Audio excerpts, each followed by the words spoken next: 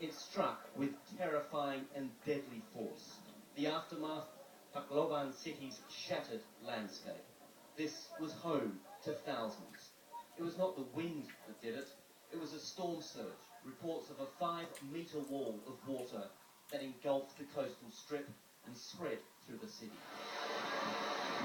Even where the CNN crew was sheltering, about a kilometre from the shoreline, the surge was waist-deep and powerful.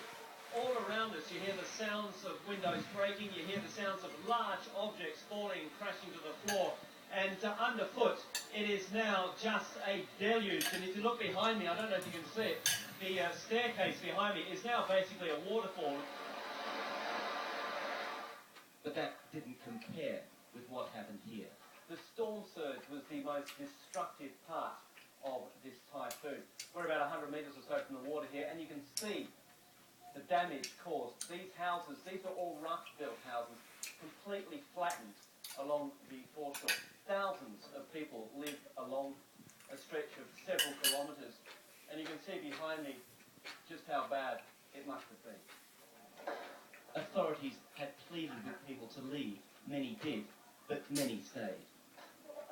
This man was searching for his father, his brothers, and his uncle, somewhere, he thinks, under this rubble.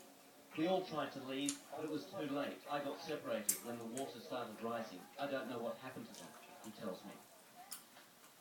The devastation across the entire city of 200,000 people is widespread. Winds upward of 250 kilometres an hour, leaving a trail of destruction.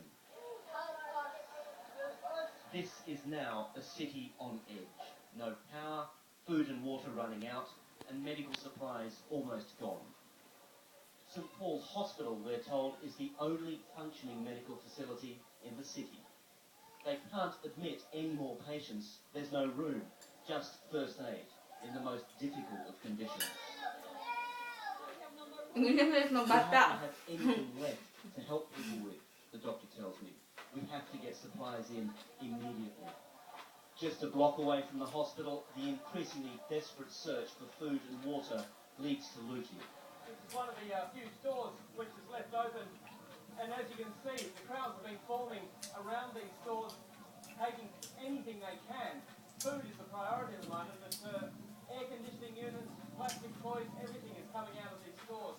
Another street away, people are climbing up a lamppost to get to the second floor of a department store to grab anything they can.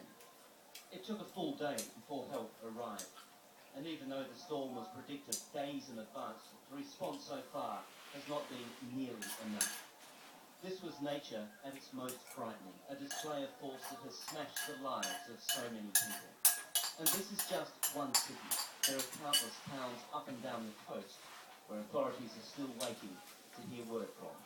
Andrew Stevens, CNN, Bagyong City, Central Philippines.